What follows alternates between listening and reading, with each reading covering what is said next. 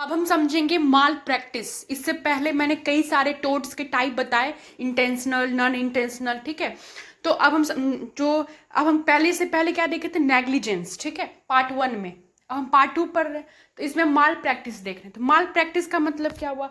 माल practice में क्या होता है कि नर्स जो है ना, वो क्या करती है कि मरीज को हार्म करती है। नर्स क्या करती है? मरीज को हार्म करती है, ठीक है। सिंपल बात समझिए, हमने बताया कि नेग्लिजेंस का मतलब क्या हुआ कि मरीज, नेग्लिजेंस में मैंने बताया था कि मरीज, जो नर्स है वो लापरवाही की, लेकिन मरीज को कुछ होता नहीं उससे, ठीक है, तो नेग्लिजेंस हुआ। माल प्रैक्टिस क्या हुआ? नर्स ने लापरवाही की, लेकिन मरीज उसको, उससे हानि हो गया। हानि बोले तो जैसे कि कोई रॉन्ग मेडिकेशन दिया, ठीक है, तो मान लो कि मरीज को कुछ नहीं हुआ, लेकिन अगर उसमें मेंशन कर दूं मैं कि ड्यू टू रॉन्ग मेडिकेशन या फिर due to medication error the patient जो है डेथ हो गया उसका, तो इसका मतलब क्या हुआ कि मरीज को क्या हुआ? हानि हुआ। तो इसको हम क्या बोलेंगे? इसको हम कहेंगे माल प्रैक्टिस, ठीक है। तो क्या करता है नर्स? विलिंगली और knowing does somethings which results in harm to the patient, जिसकी वजह से क्या होता है कि पेशेंट को हार्म होता है। Transfusing blood to the wrong client. अब क्या था कि कोई ब्लड ट्रांसफ्यूजन करना था, आपने गलत व्यक्ति में कर दिया, तो ये तो कंफर्म है कि अगर हम किसी का ब्लड किसी में भी डाल देंगे, गलत ब्लड डाल देंगे, तो मरीज के अंदर क्या होगा आपको भी पता है ना, वो तो उसको हार्म करेगा ही करेगा, है ना। तो अगर हार्म कर जाए, ठीक है, आपसे लापरवाही हुई, आपके लापरवाही से मरीज को नुकसान हो जाए, तो हम क्या करेंगे? माल प्रैक्टिस।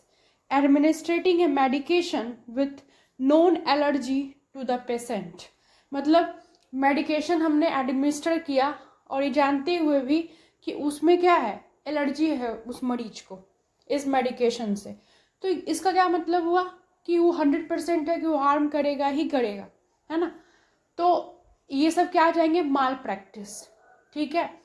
मैं अगर कहूँ कि एज ए नर्स मैं वाइटल साइन लेना भूल गई मरीज का, तो ये क्या होगा? नेग्लिजेंस, आपकी लापरवाही हुई।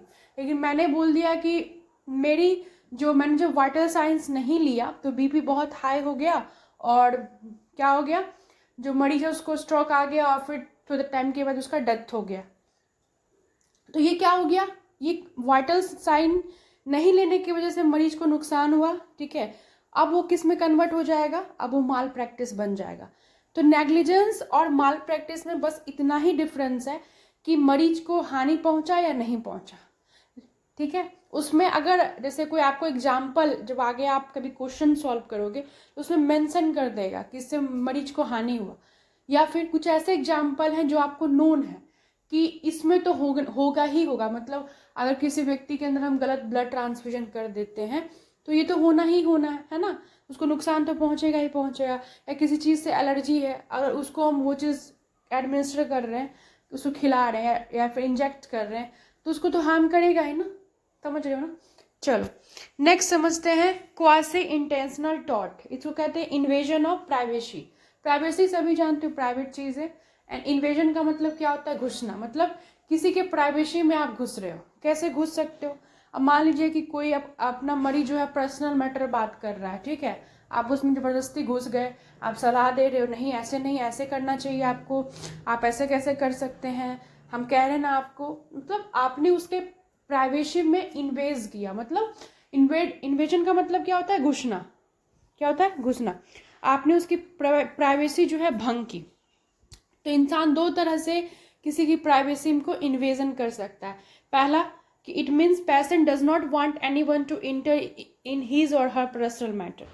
कोई भी मरीज नहीं चाहता है कि उसके पर्सनल मैटर में कोई भी इंटर करे, ठीक है। दूसरा, releasing patient information to anyone without patient consent is also a type of invasion of privacy.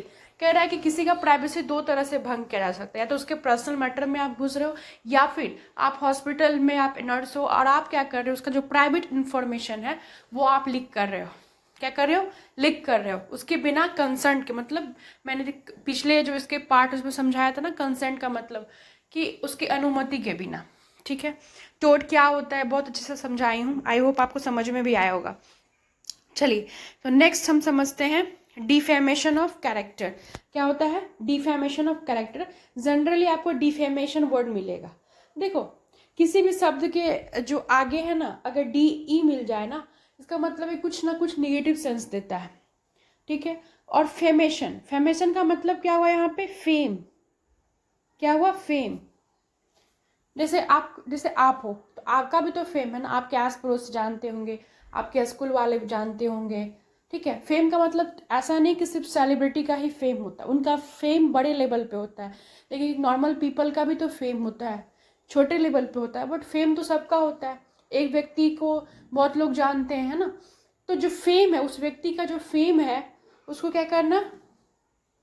Demean करना। डी का मतलब क्या होता है? हम याद रखना हमेशा, निगेटिव सेंस देता है।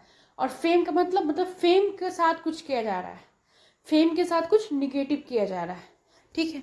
चलिए समझते हैं। It means release of false information about patient character which may affect patient reputation, ठीक है।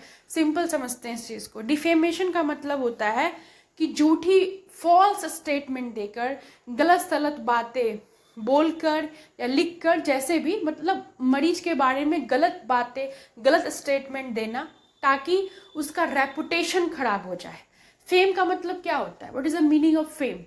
कहते हैं ना कि मेरा फेम बड़ा है, मतलब मेरी रेपुटेशन है। Fame is, you can say fame means reputation, या फेम इज कॉल्ड कैरेक्टर। कहते हैं ना कि मेरा रेपुटेशन है, अगर किसी का कैरेक्टर खराब हो जाए तो रेपुटेशन ऑटोमेटिक चला जाएगा ना। तो फेम, रेपुटेशन, कैरेक्टर, ये सब चीज़ एक कह सकते हो ना कि मिलता जुलता चीज़ें हैं। तो किसी के रेपुटेशन को, किसी के कैरेक्टर को खराब करना कैसे? तो फॉल्स स्टेटमेंट देके। और इसको अगर हम एक आम भाषा में समझें, जो कि मैं याद रखती हूँ, तो डिफेमेशन का मतलब होता है किसी को बदनाम करना। किसी को मतलब मरीज को। डिफेमेशन का मतलब क्या हुआ? मरीज को बदनाम करना। मैं ऐसे ही याद रखती हूँ। मरीज को बदनाम कैसे करेंगे? तो फॉल्स स्टेटमेंट देंगे, है ना। फॉल्स स्टेटमेंट देंगे। तो फॉल्स स्टेटमेंट कैसे देंगे? दो तरह से, या तो हम बोल के देंगे, बोल के, या तो फिर हम लिख के। जैसे एग्जाम्पल, कोई व्यक्ति है, वो सेक्सुअली ट्रांसमिटेड डिजीज उसको हुआ, STD हुआ है, ठीक है। अब हम उसको बताएं कि पता है उसको STD हुआ because she is involve with a multiple sexual partner, फलना चलना, ठीक है। इस तरह से मैं उसके बारे में बता रही हूँ। मतलब मैं एक फॉल्स स्टेटमेंट दे रही हूँ किसी पेशेंट के बारे में। मैं उसके रेपुटेशन, उसके कैरेक्टर, उसका जो फेम है ना, उसको डिफेम कर रही हूँ, ठीक है। या फिर मैं एक कॉपी किताब लूँ, मतलब कॉपी नहीं, या फिर सोशल मीडिया है, उस पर फोटो लगा दूँ और लिख दूँ कि हाँ ये STD पेशेंट है, विदाउट परमिशन, ठीक है। तो ये क्या होता है? ये हुआ कि आपने लिख के, रिटन लिख कर जो है आपने उसको किया। एक होता है बोल के। तो अगर आप बोल के, वर्बल, तो हमने क्या बोला? डिफेमेशन। डिफेमेशन का मतलब क्या होता है कि मरीज को बदनाम करना। बदनाम मत करना का मतलब क्या हुआ? उसका कैरेक्टर, उसका फेम, उसका रेपुटेशन खराब करना। तो कैसे बदनाम करते हैं? उसका फॉल्स स्टेटमेंट जारी करते हैं। तो हम फॉल्स स्टेटमेंट जारी करते हैं वो दो तरह से कर सकते हैं, बोल के। वर्बल मतलब बोल के। देखो मैं ऐसे याद रखती हूँ, डिफेमेशन कितने प्रकार का? दो प्रकार का, सलेंडर और लाइबल। बड़ा कंफ्यूजन होता है कि किसको बोल के किसको लिख के, ठीक है। तो ऐसे याद रखना है। स्पीकर, कैसे याद रखना है? स्पीक। स्पीक का मतलब क्या होता है? बोलना। और वर्बल का भी मतलब ये होता है बोलना, ठीक है। तो S फॉर स्लैंडर और S for speak. S for slander, S for speak, L for कुछ नहीं। अब दो ही होता है, स्लेंडर और लिबल। और S का मतलब स्पीक करके, बोल के, वर्बली। दूसरा कौन बचा? लिबल, मतलब लिख के। हम किसी को दो तरह से बदनाम कर सकते हैं, या तो बोल के उसके बारे में, या फिर उसके बारे में लिख के, यानी कि स्लेंडर और लाइबल। और क्या करते हैं? मरीज को बदनाम करते हैं। बदनाम बोले तो लिख के या फिर बोल के उसके रेपुटेशन को, उसके कैरेक्टर को खराब करते हैं, ठीक है। चलो एग्जाम्पल तो आपको दे ही दी मैं। नेक्स्ट समझते हैं। नेक्स्ट क्या? Inform consent. ये छोटी सी बस आपको बताना चाह रही थी। कंसेंट का मतलब होता है अनुमति लेना। इन्फॉर्म्ड का मतलब क्या होता है, जैसे कोई भी डायग्नोस्टिक प्रोसीजर करना है, फिर बॉडी में कोई भी इन्वेसिव प्रोसीजर करना है, चाहे आप कोई सर्जरी करना चाहते हो या फिर कोई डायग्नोसिस में ही आप कोई इन्वेसिव प्रोसीजर कर रहे हो, बॉडी में एंट्री करवा रहे हो, तो उसमें क्या होता है ना, कंसेंट साइन करना होता है।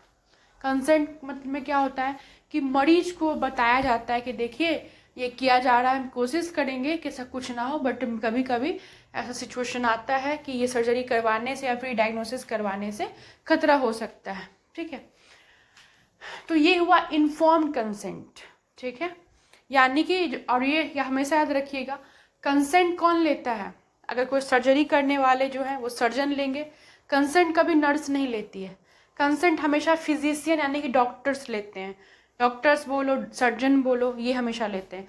अगर आपसे कोई पूछे कि व्हाट कंसेंट लेने की रिस्पॉन्सिबिलिटी किसकी है, नर्स की नहीं, डॉक्टर या फिजिशियन की, ठीक है। तो ये कह रहा है कि पेशेंट का एग्रीमेंट है फॉर ए मेडिकल प्रोसीजर और investigation after receiving complete information about it. मतलब एक पेशेंट का एग्रीमेंट है कि पेशेंट मतलब साइन करता है, कंसेंट होता है, उसमें नाम वाम सब डिटेल लिखा हुआ रहेगा, ये सर्जरी है फलना वरना, उसके बाद मरीज जो है साइन करता है। साइन करने का मतलब हुआ कि आपने एग्रीमेंट किया, मरीज ने एग्रीमेंट किया कि ठीक है ये मेडिकल प्रोसीजर जो आप करना चाहते हो या फिर कोई भी इन्वेस्टिगेशन मेरे ऊपर करना चाह रहे हो, इन्वेस्टिगेशन इन द सेंस की मतलब कोई डायग्नोसिस करना चाह रहे हो, तो ठीक है आप करो, और मैं जो हूँ ये साइन कर रहा हूँ, ये इन्फॉर्म कंसेंट है ना। तो साइन करने का मतलब है कि आपको सारा सूचना बता दिया गया है, आपको धोखे में नहीं रखा गया है। ऐसा नहीं कि इन्फॉर्म कंसेंट का मतलब ही होता है कि आप पहले उसको बताओ एडवांटेज डिसएडवांटेज, देन फिर उससे साइन ले रहे हो। मतलब एक पेशेंट का एग्रीमेंट होता है कि आप मेडिकल प्रोसीजर या फिर किसी प्रकार का डायग्नोसिस कर सकते हो, ठीक है, और मैं ये पूरा receiving complete information about it, इसके बारे में पूरा इन्फॉर्मेशन मुझे मिला, देन मैंने साइन किया। A patient has right to refuse a treatment और इन्वेस्टिगेशन। यस, मरीज का राइट है, आगे आप पढ़ोगे इथिक्स में कि मरीज का राइट है कि वो चाहे तो ट्रीटमेंट करवा सकता है और नहीं चाहे तो वो नहीं करवा सकता है। Physician surgeon is responsible to obtain the inform. हमेशा याद रखिएगा कि कौन रिस्पॉन्सिबल होता है, या तो सर्जरी हो रहा है तो सर्जन, नहीं तो फिर फिजिशियन, ठीक है। फिजिशियन एंड सर्जन ये जो होते हैं वो रिस्पॉन्सिबल होते हैं इन्फॉर्म कंसेंट के लिए, ठीक है। आई होप आपको वीडियो अच्छा लगा होगा। मैं रिक्वेस्ट करूंगी अगर आपने पार्ट 1 नहीं देखा है तो प्लीज़ देखिएगा, कॉन्सेप्ट क्लियर हो जाएगा आपका। Thank you so much for watching this video.